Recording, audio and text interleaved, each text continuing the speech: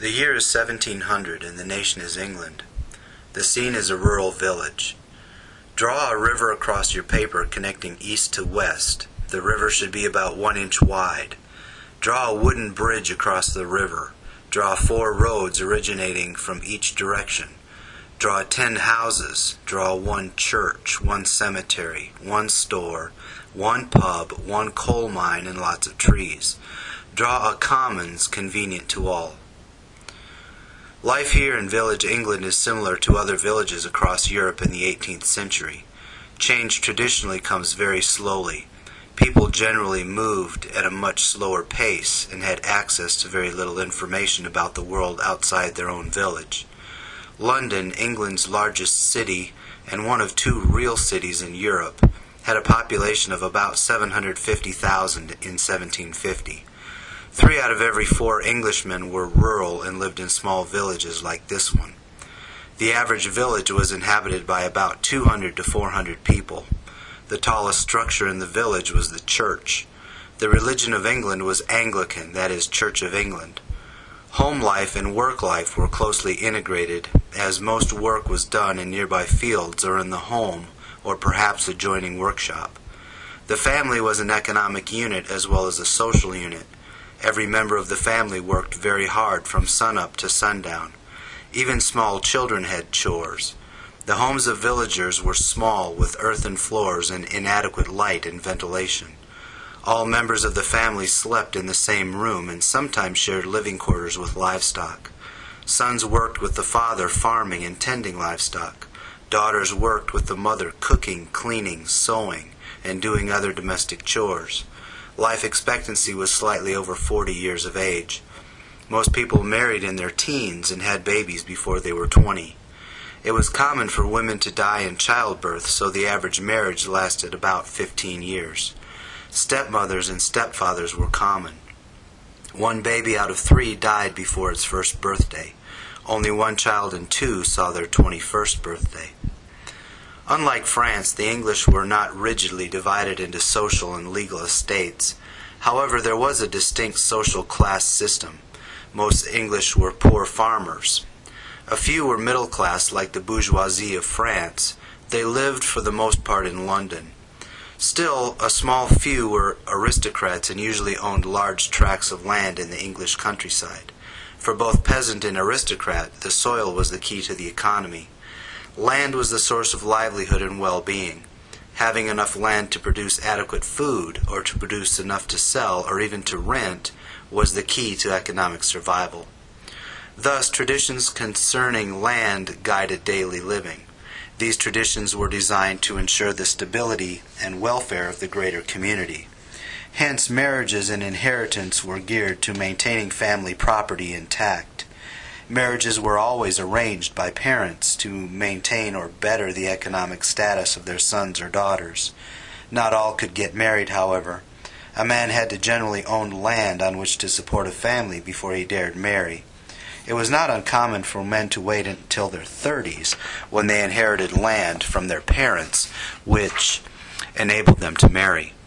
If a woman did not bring land into a marriage, she had to have some kind of dowry. Daughters who inherited property from their parents had to pass it on to their husbands.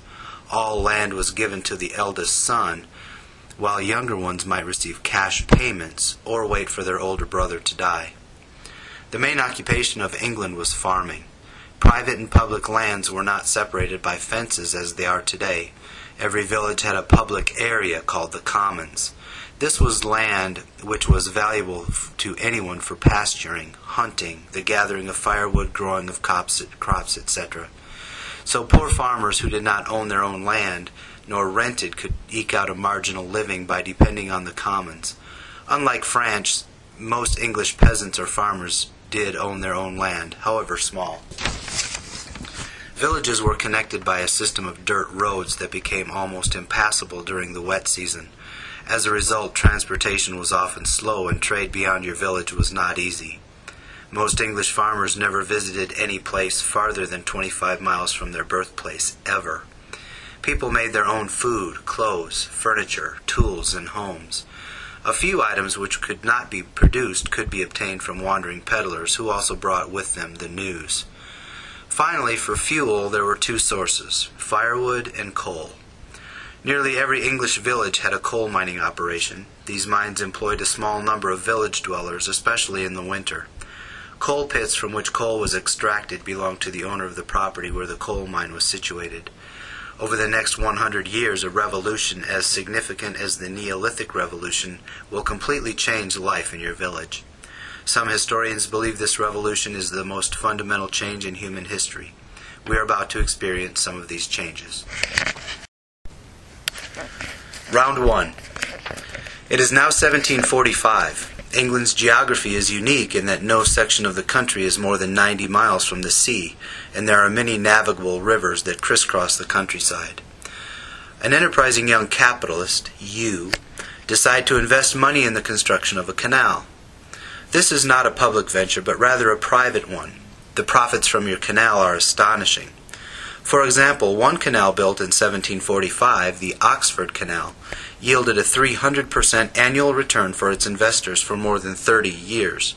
This new revolution in transportation reduced the prices of raw materials and reduced the cost of transportation drastically. Coal could now be transported from the mines to the town for half the price of horse wagon transportation.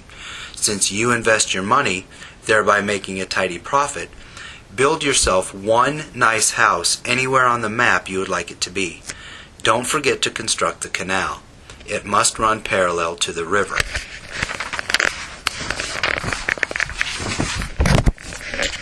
Round 2. It is now 1750. For a variety of different reasons, soap, diet, sanitation, etc., there is a population explosion in England and in your village. The cursed bubonic plague, for which centuries wiped out your village, has been virtually eliminated due to the disposal of sewage in the canals and then ultimately to the ocean. Add 5 houses. Round 3. It is 1760. The people of your village need a bit more food and goods to meet the needs of its new inhabitants. Coincidentally, a number of other noteworthy events occur around 1760. First, a number of new mechanical inventions for farmers are developed. One is called the seed drill. Another is the horse-drawn cultivator. Also, farmers begin to experiment with new, more productive farming techniques like crop rotation, new fertilizers, and new livestock breeding techniques. Consequently, farm production is significantly increased. But there is one problem. Most farmers own small tracts of land. Why should they, or how could they, invest in expensive machines when their land is so small? What's more, it's almost impossible to buy more land from anyone. At the same time, pressure is placed on Parliament by large and small landowning farmers to make more land available. Where is that land to come from? The Commons, of course. A series of laws called the Enclosure Acts is passed by Parliament. This means that landowners buy pieces of the common land from the government. Take away half of your commons and add one more nice house. Round 4. It is now 1773. A man named Richard Arkwright invents a new machine that can spin and weave cloth 100 times faster than could be done by hand in a farm cottage, the most common way of producing cotton cloth used at this time, the cottage industry, or putting out system. He calls his new machine the water frame because its principal source of power was water. Let's imagine that the first water frame was built in your village because of the river. Since the water frame was large, a special place was needed and the first factory for producing cotton cloth was built. Add one factory. Remember, the cotton factory must be placed on the river bank. Canal water is not swift enough to generate the power to move the parts of the water frame. Don't add any smoke to this factory.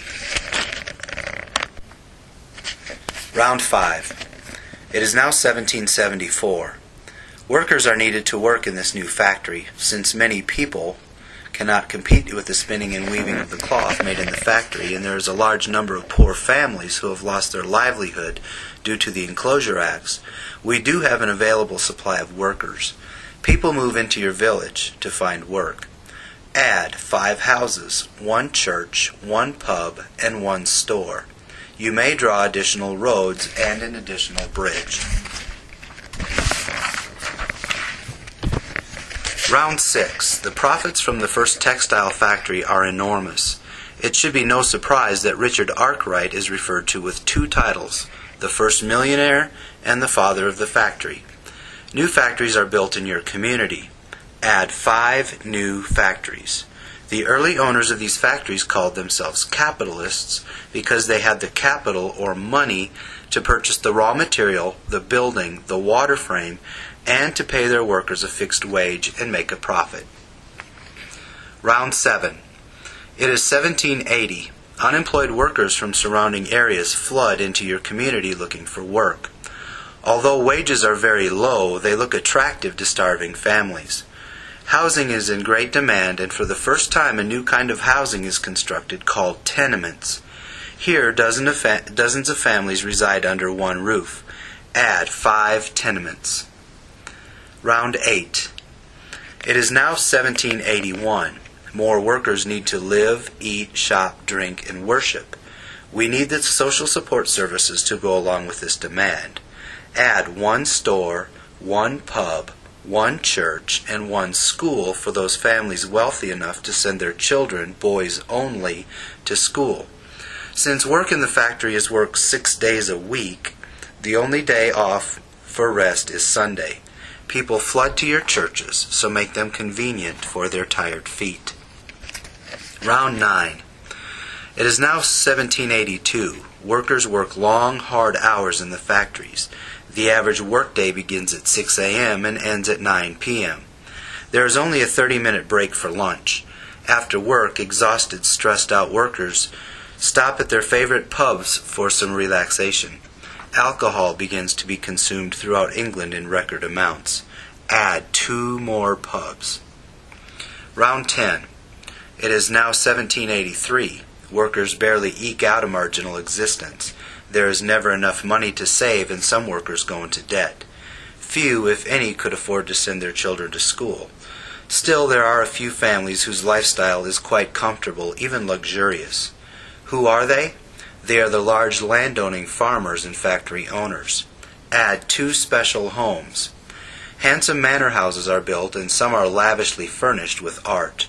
These new rich, or nouveau riche, are not part of the aristocratic class of England, but they can now enjoy some of the refinements of the English aristocracy: rich food, servants, furniture, education, fine clothing, carriages, and so on. Round 11. The year is 1785.